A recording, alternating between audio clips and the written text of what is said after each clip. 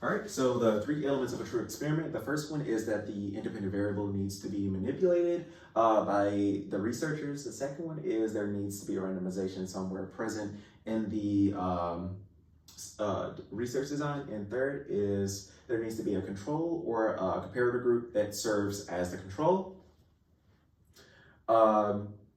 I just put this here, RCT. It is a type of prospective study. It cannot be a retrospective study due to the needing to have the tight grip on a lot of things that could possibly be confounding variables and factors and all of that. The type of study that can be descriptive and analytical, that is cross-sectional studies where the exposure and outcome and time are measured in the same place and time. I just want to make sure that that special notation was there. When we're looking at data sets, primary data, this is data that you collect specifically for the purposes in for a specific research study or a research question under consideration. The pro of this data set is that it fits the needs of the design, but it's very resource intensive and it takes a lot of time to do that. Versus secondary data, this is when you use data that was already previously collected, whether it be like in medical records, medical claims, or research data. It's already there, readily available, low barrier to entry, but the downside is that the available data may be limited and it may not necessarily fit the entirety of the scope of what you're trying to study or trying to answer. Just to go over it a little bit, primary methods, these include biological measures such as blood tests and observations. There are two types of observations. The first is obtrusive observation. This is when the person is, this is when they know that they're being monitored, and it can lead to skewed results because if you know you're being watched, you may not act naturally. But then we also have unobtrusive observation. This is when the subject does not know that they're being watched or monitored, and this has legal and ethical concerns. And the third type of primary method is self-reports, and these are mainly using RCTs. Secondary methods, like I just said, medical records, medical claims, and research data already provided, so easy to get. Sampling bias is when an individual selected overrepresent or underrepresent certain population attributes. Bias, textbook definition, is just the systemic error introduced into the research process. Probability samples, they are created through random selection, and every single unit has the equal probability of being chosen. Sampling error is the difference between sample average and population average. So there are three types of like random samplings. The first one is simple random sampling. How I look at that is anyone, anywhere around the world, it doesn't matter, you can get chosen theoretically. Or the example that was given was you get people in a computer data set and then you just pick people based off a program or something, and then that serves as randomness. Then you have systemic sampling. This is when you select people from an accessible population according to a random starting point. The example that was given was if you have 1,000 random people and you just pick them from anywhere and you need 100 people from the sample, you would just ask every 10th person to step out and be your sample group. That would be an example of systemic sampling. Stratified random sampling, this is when you identify a relevant population criteria, get the people into a more homogeneous group, and then perform simple random sampling. So an example for that is if you go to the movies and you people just got done watching Moana 2 and you get them out and get them into a group of about 60, and then you take every 6th person to get 10 people and ask them about their movie viewing experience with Moana, that would be a version of stratified random sampling. It starts specific, but then it gets random. That's how I think about it. Cluster sampling, I think about this one, it's more geographic. So it's like when you get smaller groups of people to be more representative of larger areas. So yeah. Per protocol analysis, this is in a wrong spot, but whatever. This is just when a type of research methodology where people who didn't adhere or comply are excluded. And with this one, it kind of skews results in a way because it restricts the comparison to ideal candidates who comply perfectly. And that can lead to instances of like publication bias and things like that, because you're only looking at the positives essentially and not the negatives. Because they're going to, in the real world, there are going to be people who are non-adherent, and there are going to be people who don't exactly follow treatment. And as we get to that, we will talk about the intention to treat, which I also put as the gold standard. This is when data is analyzed with the way you intended to treat them instead of how they were actually treated. And this is a requirement for RCTs. They should always be analyzed with the ITT mentality, because, as I just previously stated, that's more representative of real world usage versus just the quote unquote ideal circumstance. So as far as variables that can occur in a study, the two main ones are extraneous variables and confounding variables. Extraneous variables, they only affect the dependent variable. And with confounding variables, they have the ability to affect the dependent variable and the independent variable. And too many confounding variables can, in a sense, infect your results of your study. So it's important to keep those at a minimum if possible. Just a few human rights protections that we went over is the big three. The first one is autonomy. Second one is beneficence, which is to maximize benefits with minimizing harm. And then the third is justice or fairness in the research process. And we have exclusion criteria and inclusion criteria. Exclusion criteria is basically anything that can get you kicked out from being an ideal candidate. Like if you have a sulfa allergy, you wouldn't want to be in a test for like a sulfa class medications. That would be an exclusion criteria for you. We don't want you dying.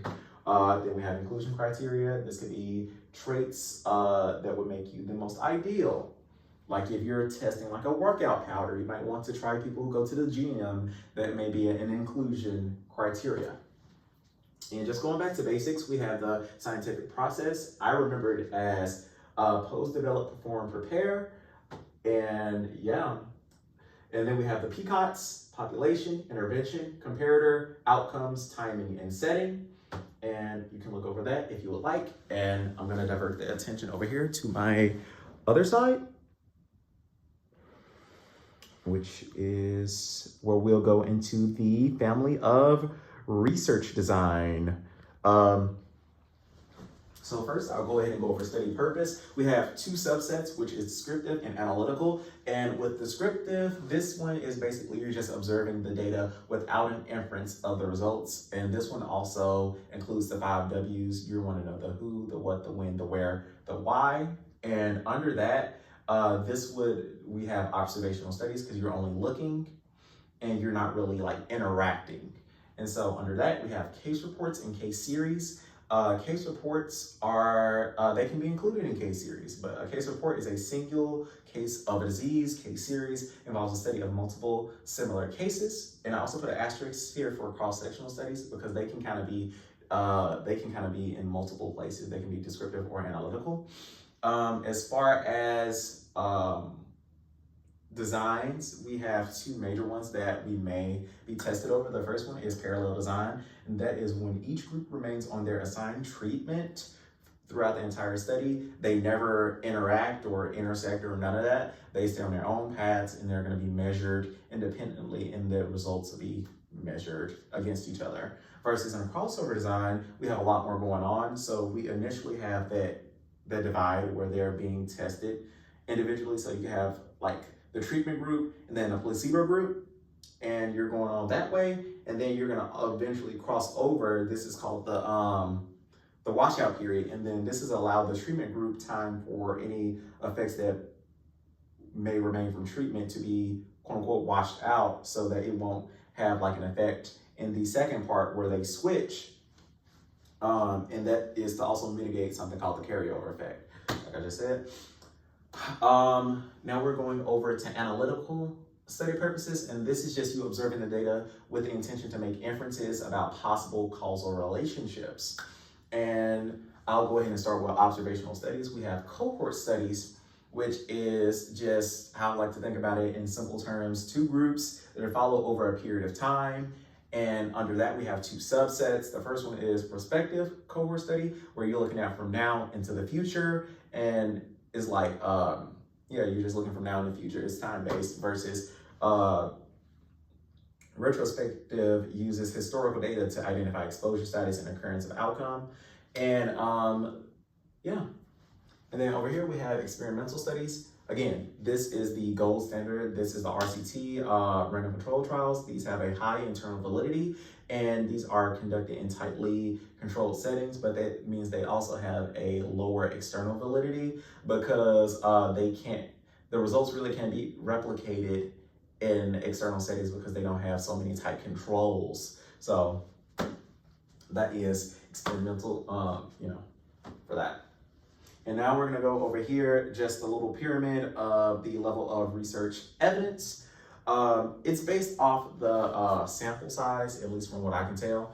And that's why at the bottom of this period, you have case series and case reports being at the very, very bottom because it's dealing with a singular individual afflicted with a singular disease. And then it just keeps going up. And if you're ever confused about like cohort studies or RCTs and systematic reviews, remember systematic reviews just encompass a plethora of RCTs. So if you have like a large subset of data made up of large subsets of data, you're inherently the largest subset of data. So yeah, that's systematic review. And now we're gonna go over here to time orientation. We have retrospective and prospective. I already kind of went over that a little bit, but the pros of using retrospective studies is that they're cheap. The data already is collected, so you just plug and play. The cons is there are data limitations, and I also put a higher potential for inaccuracies due to there could have been confounding variables that were not accounted for back in 1940 when data was taken versus what we know now today. But with prospective studies, while data can be more tailored to the needs of a study, it's resource intensive and it also costs a lot of time and money. And researchers may not have that at their disposal readily. So now we're gonna go to the phases of clinical trials, and also to remember clinical trials are human trials always.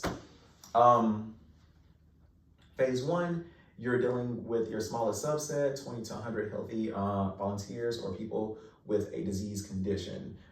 Several months, purpose is the dosage and safety for humans. Phase 2 clinical trials is several hundred people with the disease. The length is several months to 2 years, and the purpose is efficacy and safety because it doesn't matter if a drug is safe if it's not effective. It's pointless. Phase 3 is 300 to 3,000 people exclusively with the disease. And the length is 1 to 4 years, and the purpose is for efficacy and safety. And this is just to kind of go over the whole application thing a little. New drug applications, if you see that, they're trying to get a small molecule drug approved. If you see biologic licensure applications, is to get biologics approved. We have when you're in the pre-NDA and BLA period, this is the time that the FDA and the sponsors meet. The FDA, after that, has 2 months or roughly 60 days to determine whether or not they even want to look into your drug to see is it even worth producing. They're like, okay, and let's see. And we have our little last part right here, which is the experimental settings. The first one is, of course, experimental. This is when the independent variable, the treatment, is being manipulated while the dependent variable, which is the outcome, is being observed. And then we have observational, where the independent and dependent variables remain untouched. There is no randomization. And I put a little quote here that says, let nature take its course, because it's like watching the National Geographic. You're just looking and observing and taking notes. That's it. That's all. Nothing. Don't touch it. We have INDAs, and this just, again, occurs before phase 1 of clinical trials. And we have the NDAs and the BLAs. This occurs after phase 3 of the clinical trials. And these are just in case you ask a question about like placements and stuff. We have preclinical research. This includes in vitro and in vivo. Clinical research includes phase 1, 2, and 3. Post-market clinical research is phase 4. It's like when it's already kind of on the market and you're just observing for efficacy and safety and all of that. And the time varies drastically for this one. 1970 was a pivotal year for the FDA because they required the RCTs for pharmaceutical approval. So you can't get a drug approved without having that done now. And for the INDAs, this is specifically used for unapproved drugs or biological products for humans. And yeah, that's my 15-minute review for this test.